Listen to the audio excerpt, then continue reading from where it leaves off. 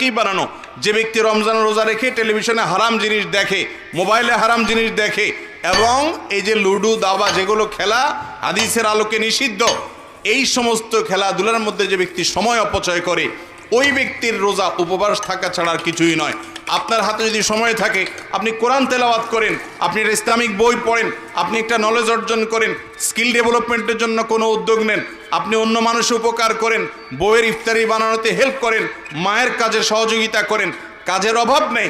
যারা অকর্মা, নিষ্কর্মা, যারা অলস, যারা সমাজ এবং পরিবারের বোঝা, সে মানুষগুলা বলে সময় কাটানোর জন্য আমরা কিছু। সময় আপনি কাটান কোত্থেকে? সময় তো আপনার পাওয়ারই কথা না। রমজান উপলক্ষে 22টা স্পেশাল আমল আছে। কয়টা? 22টা স্পেশাল আমল আছে হাদিসের আলোকে। রমজানের জন্য স্পেশাল এগুলো, কোরআন এবং হাদিসের আলোকে। এই 22টা স্পেশাল আমলের তালিকা টাঙ্গায় রেখেন, দেখবেন বেহুশ হয়ে যাবেন আমল করতে করতে।